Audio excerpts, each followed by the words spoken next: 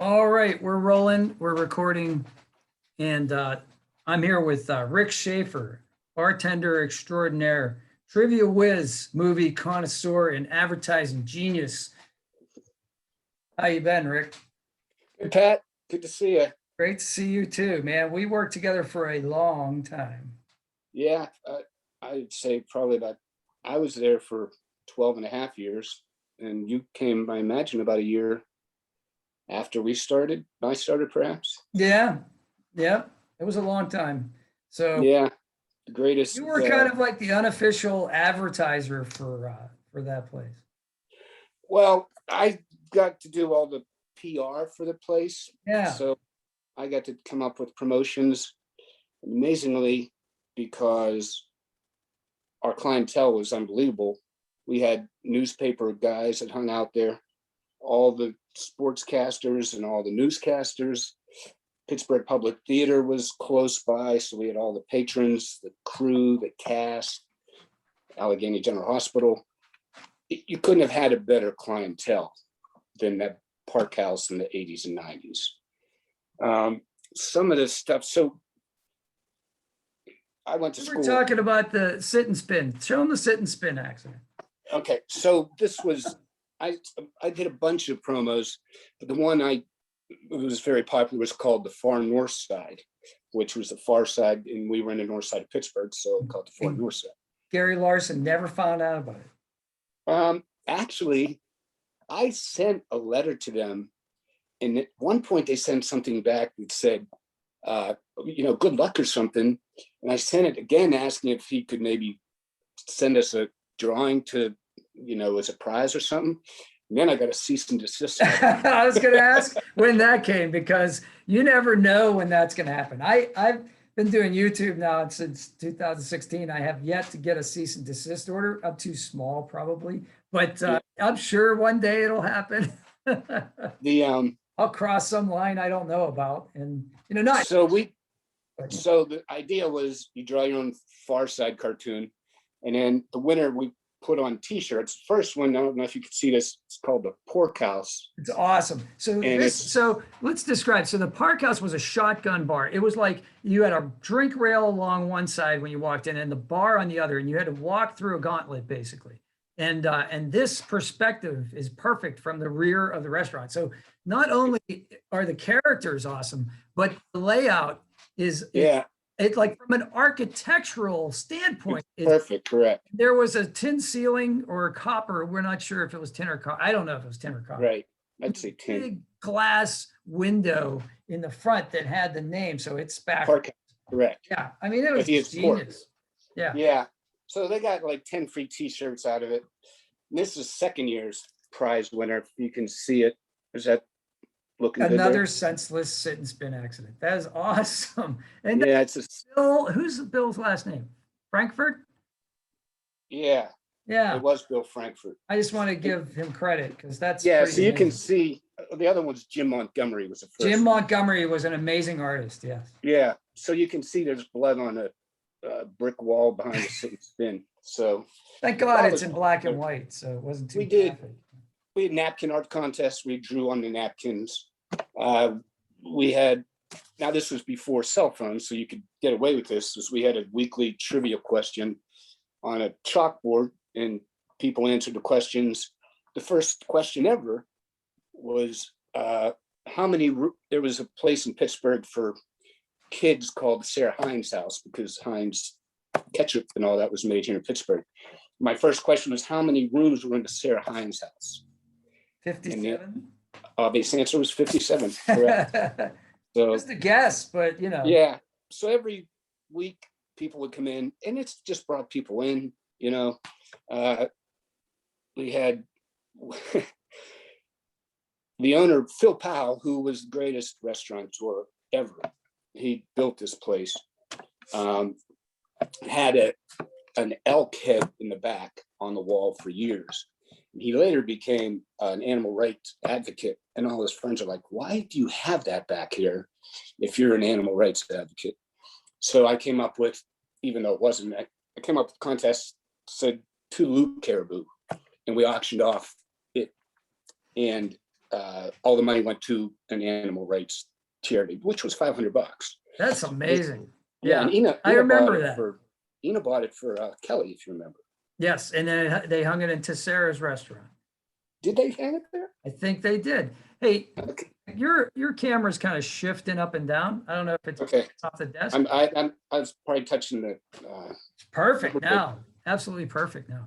Yeah, I was holding the. So back to the trivia for 1 second. This was the kind of place that this is the kind of clientele we had. Just for those who don't know this place, we had at 7 o'clock. Both TV sets, unless there was a game or something, would be on Jeopardy, right? And 90% of the participants at that point, people would come for happy hour just to play Jeopardy with us. It was great. So we came up with a thing that you called priors. And the idea was mostly us, but sometimes clientele. When the final Jeopardy category would come up, we would try to guess what the question would be just by the category. So like, presidents, who is Andrew Jackson? And we got him about, I got him about 7 times. Yeah, I got about that many. I remember one was the UN, and I got Thant or Tant, or however you say his name, Thant. And like, that's not that hard because there's only so many secretary generals of the United Nations, right? There were even back then. So I think the answer was, or the clue was, who was the secretary general during the Cuban Missile Crisis? So that's like almost a gimme compared to yours, which was like amazing. Okay, guys, the category was nature. Yeah, not a very broad. Nature, man. It's as big as the planet, right? Not a very broad category. Universe. And I remembered years before when monarch butterflies were killed by the millions, I guess, when they migrated this one year. So I said, what is a monarch butterfly? And sure enough, that's what the question was. And everybody's like, this is a repeat. You can't be right. This is a repeat. I'm like, I swear to God. They only repeated them on Saturdays and then during the summer. Correct. But like, no, that was legit. I was there for that. That was like, and I think Dan Majors was there for that. And Dan, he was a guy who wrote for the Post-Gazette. Okay, this is a really knowledgeable man. And he would be working sometimes and he would like call in his answer. He would have a little TV set somewhere. I could just imagine with his little black and white transistor TV set. And he'd be like, what's the category? Or he'd call and ask. He'd call and say, what's the category? The 50 states. And he'd be like, Maryland, What is Ohio? Yeah. So, and that's the kind of clientele we had. That's what was so awesome. And he got a bunch right too. Yeah. So you were talking, I remember with Jay about jokes telling. Yeah. Because, excuse me, I can't tell you how many jokes I don't know anymore because, I just don't get new ones. I remember them all.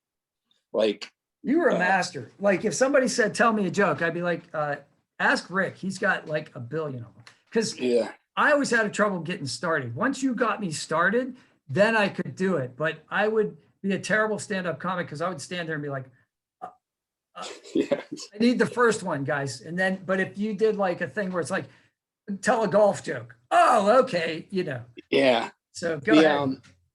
Tell us. The one that was probably, it's a bar joke. So a duck walks into a bar. He says, got any grapes? Bartender said, no. Duck goes in the bar next day, says, you got any grapes?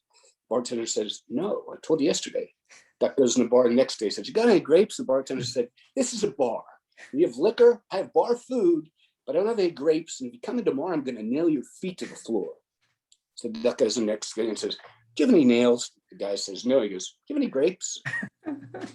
The vision of it, though, is the best. So like the vision of the duck walking into the bar and then the graphic vision of him possibly nailing his webbed feet to the floor. And it's actually, I have a t-shirt, got any grapes with a duck on it now. That's a great joke. You can find on Red Button or whatever. But You can make your own. In fact, I have a merch site, which I'll put in the link below, but so you can buy a. And then I just heard this one recently that I thought was cute. And these are clean. I have a lot of dirty ones, but this one's clean. Yeah, no swearing, please. Yeah, I know. Kids watch this, and I know, like, I know. That's they why got away from somebody like before, and I won't call them out. Yeah, it's okay. You know, it happens. It happens. But a woman walks into a dentist office and says, "I think I'm a moth."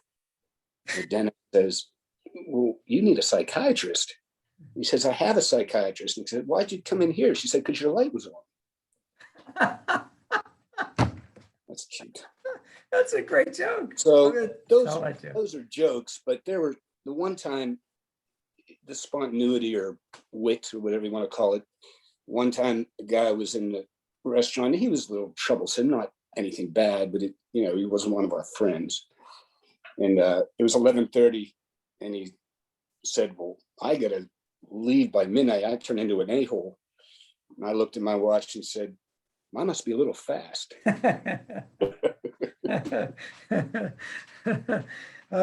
Yeah, that was great. That place was jumping, and sometimes it wasn't even jumping until 11:30.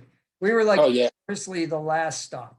Like, like if you were out at the movies or the theater, you went to the opera, you went to the ball game, you would stop there. And we got all the restaurant people on Sundays. Yep. Sundays was like restaurant employee night. It was ridiculous. That was Sunday. Yeah. We get discounts off. A lot of places were closed or they closed early. And we were like the only restaurant, bar that stayed open until 2:00. Correct. And one of them. Remember, we did Customer Appreciation Day. Oh, yeah, that was the best. We would bring in food, our own food. The whole bar would be lined with food, free for the clientele. Phil would give us each like $100 tab to buy drinks for the clients. And that was like the busiest day of the year. Yeah, it was an amazing day to work. Yeah, that was a blast. Yep. So I was sitting here drinking Rumpelmans, and actually, if you notice, this is Hofbrauhaus Dunkel. I'm drinking out of, Chris made this glass for me out of a Rumpelmans bottle. Wow. Yeah. Chris Choi. Chris Choi made that? Chris, my wife. Oh, your wife, Chris. Oh, I apologize. Yeah. So, here I am. I'm back in the old days. I'm sorry. Yeah. So when we first started, Phil would say, "You guys can have a shot at midnight," So I was in my early 20s, mid 20s, doing peach schnapps. And then one day, for some reason, I get a shot of Rumpelmans. And like 10 minutes later, I'm like, holy heck, I got a buzz off that. Tell them what Rumpelmans is if they don't know. Oh, Rumpelmans is a 100 proof peppermint schnapps imported from Germany. Very German. There's a German eagle on the label. Dieter and Ingrid, they would sometimes drink Rumpelmans. Remember that? We got to talk about Dieter and Ingrid. Oh, yeah. I forgot about that. After you're done. I'm sorry. So I started drinking Beck's Dark was my beer, which is imported from Germany. Great beer. And they have purity laws in Germany that you can't, you can't put additives so Beck's Dark was delicious. And then Rumpelmans. So a couple of years ago, I was buying cases of Beck's Dark, and I said to my sons, "This tastes like they put Oktoberfest in it. This isn't Beck's Dark." So it was like about 4 cases in until I took it back to the beer distributor, and the guy goes, "Do you know they make that at Anheuser-Busch now? It's not imported from Germany." And I'm like, "Oh my God, they don't even make it anymore." But I said to my kids, it feels like Rumpelmans' wife died. Because they were you had that association. We had Guinness on tap, and then we had Beck's Dark on tap too. So Guinness and Rumpelmans was an interesting flavor combination too, and it was like a York peppermint patty almost, because this was clear and minty, and the darkness of the beer reminded you of, they're always like chocolatey overtones in anything that's kind of roast. But like, and it had roasted malt, obviously. But I'm not going to say who, because I don't want to name names. But I remember a particular restaurant worker that I knew would take a shot of 151 Bacardi and top it with Moosehead in a pony glass. And not as a Boilermaker side by side, mix it and do it as a, I got to get ready for work kind of drink. And it was like, And is a Boilermaker, whoa. is that one where you drop it into the glass? I don't think so. I always thought a Boilermaker was just a shot in a beer. Just a shot in a beer. I might be wrong. I mean, right. You know, but that's all. That was my interpretation of it. So that was wild. Yeah. So let's talk about. Go ahead. You talk about. Let's talk about the Pittsburgh Public Theater. Oh yeah. Because before the play, we got all the patrons to come and eat and drink. After the play, we'd still get the patrons, but more importantly, we would get the cast and the crew. And when I mean cast, we're talking like Mark Rylance, who, if you don't, he was the lawyer in the trial of Chicago 7. He was the BGF or BFG in Spielberg's movie. He was in Bridge of Sighs. He was in Dunkirk. He was actually Hamlet then, but he's a world-renowned actor. He hung out there. Sandy Duncan is an old one. Sigourney Weaver came in to see a play. Mm-hmm. Sam Waterston's son was in a play, so he came in. Play. Yeah. I have to say Dave Butler. He's a Pittsburgh guy who moved to New York. He was from Pittsburgh. Yeah. He graduated with my sister-in-law from high school, but he did a lot of Dave Mamet plays. But he lived in New York and was married to, I think, Miss Venezuela. Miss Venezuela. Yes, Anna, who Anna, was awesome too. I mean, she was beautiful, but she was so cool. Friendly as she was, gorgeous. No doubt. And she told me once that she ate limes with salt. That was something they did in Venezuela. Oh, for dinner. And because one day she asked me, she's like, have some limes. And I'm like, yeah, sure. Here's a handful of limes.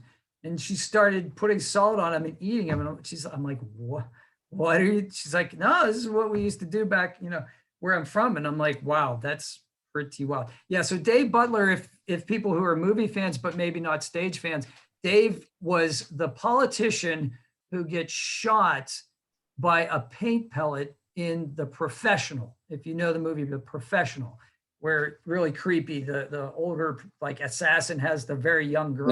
Natalie Portman. Yeah. Natalie Portman's like one of her very first roles. And Natalie Portman shoots Dave Butler. And he was also in a movie with De Niro. I forget which one, or it was an episode of he said, yeah, he was in. He was in something with De Niro, and maybe. And he was talking about working with De Niro and how he was nervous because here's one of his idols. I mean, how could you not be, right? Here's De Niro, and Bobby was like, "Hey, Dave, we're actors, man. It's all good." He was as calm as could be. He said he was just the coolest guy. Yeah. So, and also August Wilson came in. Yes. Spalding Gray was there. Spalding Gray, and one of the greatest playwrights in history. If you don't know it, he wrote something called the Pittsburgh Cycle.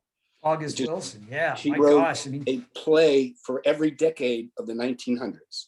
They have an entire building here that's dedicated to his name. Correct. Fences, Ma Rainey's Black Bottom, Jitney. So I think Fences. it was Two Trains Running. I think Fences was the first one. It was. Yeah. And a lot of Pulitzer Prizes and Tonys were won. But no, it was Joe Turner's Come and Gone, I think. That was a great one. Roscoe Lee Brown. Now, if you don't know who Roscoe Lee Brown is, he's the Black gentleman who is in All in the Family. That famous elevator scene when they trapped in the O'Connor's. Yeah, he's in his suit and stuff. That was like a groundbreaking like TV moment. That was huge. He was the anti-racism moment. The chef in The Cowboys with John Wayne, where John Wayne taught young kids to be rustlers or whatever. And so the thing is, his voice was so deep.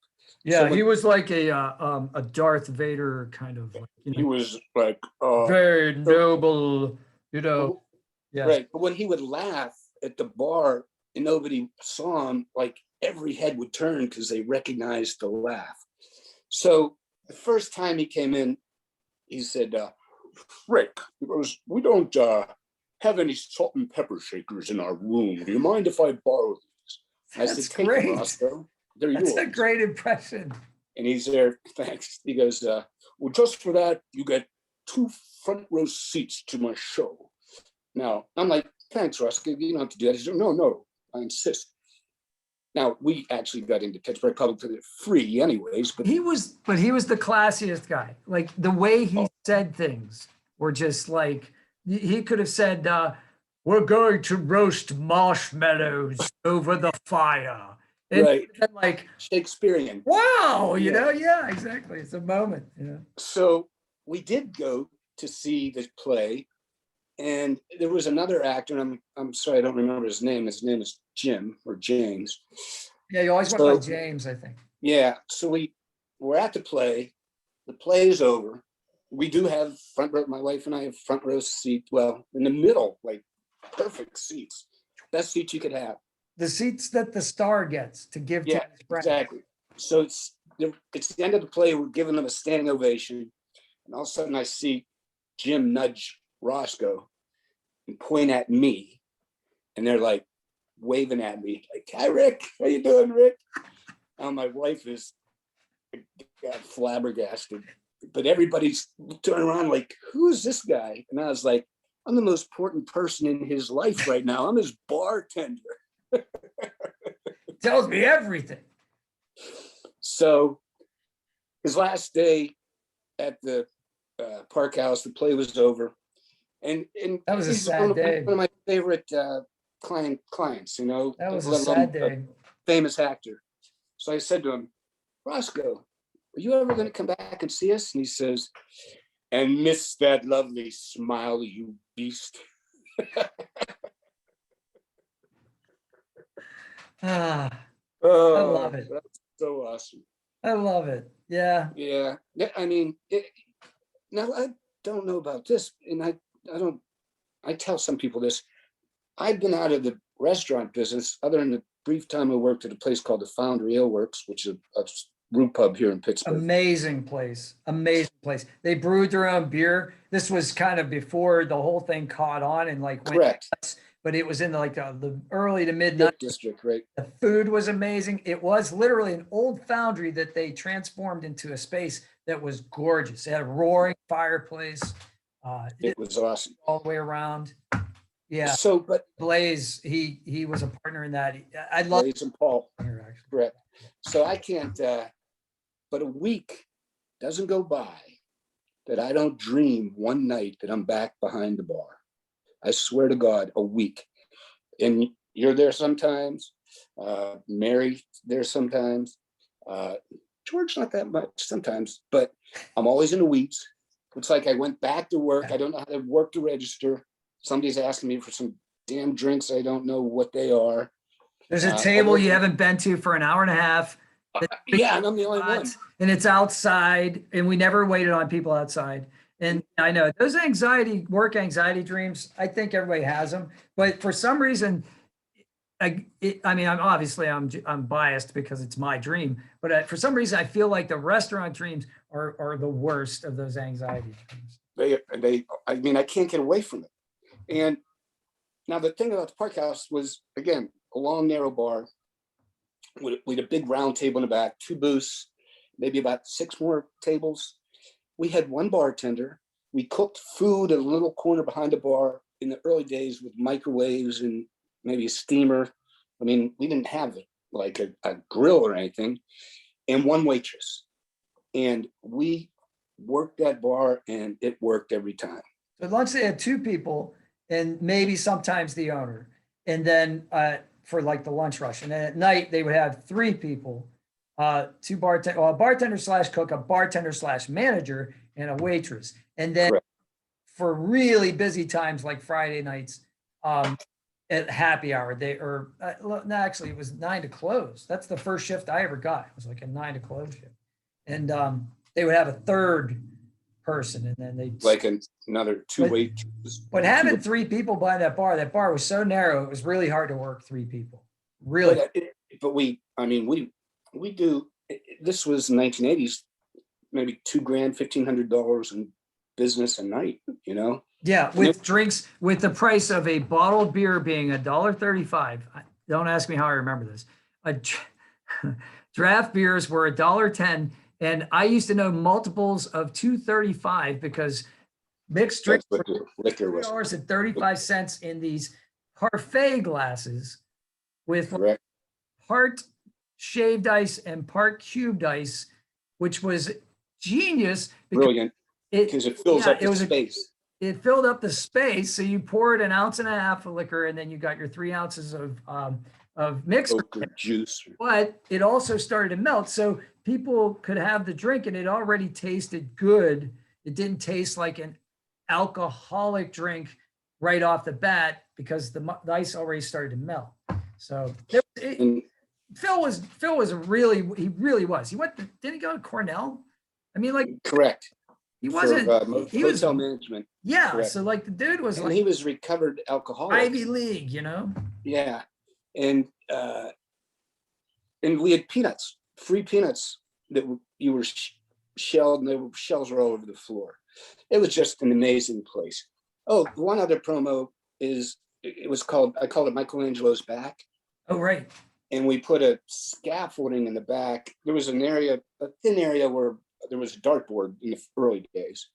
And the idea was I wanted to have somebody paint something on the ceiling. So Michelangelo's back not only means he's back, but he's on his back painting. And I got a girl, an artist, who did kind of look like a stained glass Tiffany's kind of thing, if you remember, was a woman. And so she got That was Virgin Mary, I think, wasn't it? No, I don't think so. Owl but or it something? did have kind of a halo around her, yeah. Yeah. But it was like a profile shot. 6 months of liquor and food is what the prize was. But that got a full half page in the newspaper with a picture. And I should look for that. I still have that. Because the neat thing is they have her shooting her, but the front of the restaurant is pier. And there's a little circle. And that was my son Alex's 3-year-old head. Oh, what a great memory. Yeah. And that was 1989, wasn't it? Because it was written on the side. Yeah, I don't remember she did the corner of the roof and then part of the lintel. And then the idea was we were going to do it every year. So she put the year on it. And weren't we going to do the whole ceiling, or you were going to have I don't. It never panned out. It never really panned out that way. Yeah, I don't. So, and then we did a lot of. This is a quick story. We did a lot of name the best pirate team by position, or name the best Penguin team by position. So when we were doing the Penguins, I got a woman to, I called a Canadian airline and said, could you contribute 2 tickets to us? Because we're going to, the winner's going to go to, and it was just a drawing, anybody who entered, you just drew a name. And luckily it was one of our best client or, customers. But we were sending them to Canada to the Hockey Hall of Fame. And then we got the hotel and stuff. So I sent her this thing, and then like a week or 2 before it was over, I called her and said, can I get the tickets? She goes, I was expecting something from you again in writing that I've never gotten. So shoot. So she said, send me something. So I wrote this thing because for like 15 hockey games, at least, and there were applications at the entrances to the Civic Arena at the time when the Penguins played, but it was up on the screen. It would say, pick the best team from the park house, donate airline tickets donated by blah, blah, blah, blah, blah. So I said, look at it this way. You had 15, we'll say 10 games. You had 10 games where you had 15,000 people see that advertisement twice a game. Yeah. Now, even if it's not even if it's not the same, that's 150,000 people. Now, maybe not the same people, maybe different people, but that's some pretty free advertising. She called me. She said, I want to come in. She came in and said, I have to see who wrote this because this was the best written explanation I ever saw, and I wanted to meet you. Wow. And of course, she gave me the tickets. It's probably seeing off your job. Jeez, that's great. Yeah, really. But I'd have to go to Canada, eh? So last thing I'd like to talk about is when I left the Park House. You guys gave me a going away party. And whenever we, like Customer Appreciation Day, I'd be the one up on the bar telling everybody what a great, happy we are with you and stuff. And I don't know if you remember this. So we had Amy Gasparo, who was our daytime, she was a daytime prep, and she was the waitress during lunch shifts. We had Mary Carter, who opened a place. I started less than a year after it opened. But Mary's husband was rich, and he was a Pittsburgh policeman. So at times, the north side was a little shaky, so all the cops hung out there. We had you, and we had George Ift, and we had other people, but that, and I guess Chris Joy, would you say, was the nucleus. So when we were getting up to say, I was getting up to say thank you, I said, you know, a bar is like a body. I said, and there are different parts to each. So Amy is like the legs. She's the young girl who can move and run faster than any of us. We have Patrick, who's the brain, who's one of the smartest people here, you know, very well read and knows all kind of stuff. We have George, who's the mouth, because George can talk to everybody, and he still can. He's still a bartender. Very gregarious. Yeah. Well-renowned. George F. in Pittsburgh. He is famous, one of the top bartenders. He could talk to anybody about anything, even to the point where he's like, George, can you work and shut up? I'd love for him to get on here, man. And Mary is the heart. Yeah. Because Mary was such a loving, we actually spent Christmas Eves at their house. Yes. For many years. Yeah. And Father's Day. And she was really the main soul of that place. Yeah. So that's about what I had to say. And what were you? I was leaving. I don't know, maybe the humor. You were the voice of the Park House in public relations for sure. You were also like, I mean, obviously everybody that worked there. I mean, you could go down the list. I mean, Don Cunningham, Jim McCourt, Jimmy Teets, who worked mainly at the one up north, but he occasionally, and then you know, Jay Grimes. You know, you could name a whole bunch of people. Every single one of those people above average, something, at least above average intelligence, if not geniuses in their way. You know, everybody read, you know, do sports. I mean, it was crazy. It was just. Oh, we even had the umpires. We did have the umpires. And it's funny because umpires. Yep. If you remember. Winter, yep. Joe. Yeah. Winter was Joe. Tell me Joe's last name. West. Joe West. Joe West. Yep. Correct. Yeah. It's funny because if you remember, that's when Eric Gregg, I think his name was, the heavy umpire, died from a heart attack. And so I came up with a promo. You could walk to the Three River Stadium where the Pirates played to the Park House.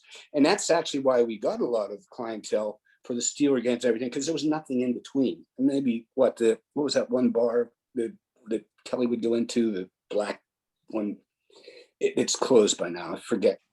But so I wrote this thing that if any umpire wants to walk over here and we have healthy vegetarian sandwiches and stuff to cut down on their weight and stuff. And that was in the paper that day, but just one of our stewardess clientele brought them in, and they loved it. And they would come in. Is that Patty? Well, yeah, Patty brought them in? Yeah. And yeah. So they hung out. That's where they hung out after every game. And we ended up getting free tickets. I took my kids to many Pirate games with their tickets that they gave us. So Yeah, that was awesome. Yeah, I'd be loath not to say Patty Sowers / Patty Gabig too. Oh, yeah, I'm sorry. But that's not the same Patty that you were talking about. That's a different. No, yeah, oh, I'm sorry. How do we Patty forget? was another like who was She was a core. part, you know, I mean, she was like, yeah, I mean, Oh, yeah, she was a hairdresser. devastatingly beautiful and fashionable. And Oh, yeah. so I'll run She into still her in the looks- mall every once in a while, and it's like I feel like I'm in Milan or She Hollywood. looks the same. She she's amazing. never ages. She looks great. She dresses Yeah. the nines. Yeah. So Oh, how could I forget Patty? Sorry, She's Patty, great. if you Yep. ever see this. If yeah. you're on it. Oh, I don't know. Actually, I'll give her a call too. And then tell me, I've always wanted to hear this story because I was not there on this particular New Year's Eve, although I worked a lot of them. But being that Phil, who was the owner, was an animal rights advocate, I heard a story about a mink coat one time.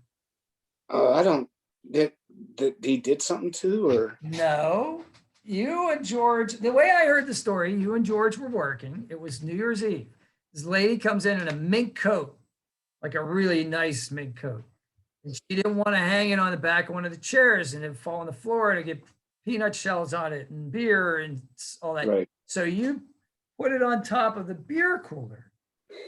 and she forgot it. We had this big light, we had this big like painting of the park house, the interior of the park house there, which was auctioned off for, I have no idea how much money at some point, this big plaster frame on it. And it had these 3 spot lamps. And I put it up against, And those spot lamps get hot, right? yeah. and it Remember what burned I'm it, saying now? You remember this? Yeah. I Tell did the that. rest of the story. I want to Well, know I what think happened. when I pulled the coat down, it burned a hole in the mink. Yeah, but Phil's reaction. Yeah, what was he like? So what? Well, he was mad. Yeah, he's like, You shouldn't be wearing a mink coat. mink. Yeah, I'm like, he wasn't one of these guys that would throw red paint on people's minks, but he Right. definitely had an opinion about it, you know? It came to like turning it into the insurance. Insurance, right. I shouldn't correct. even do that. She shouldn't wear, you know, I'm sure he did the right thing, but, you know, made restitution, but he was not, you know, he No, he was like, of his "Good job. principles. Yeah.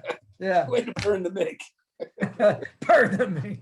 Oh, there's so many stories that, I mean, some I remember, of course, some I don't, but just the heart of that place will live with us till the end of our days. No doubt. No doubt. You know? Spent a lot of time in there. But yeah, and there's no reason why we can't do this again. And we don't have to tell all the stories like this time. Right. Like, Yeah, sounds good. How long has it awesome. been? This is great. This has been awesome. I'm going to stop the recording now. So Okay, Pat. anything you want to say? No, take care. Love All ya. right, cool.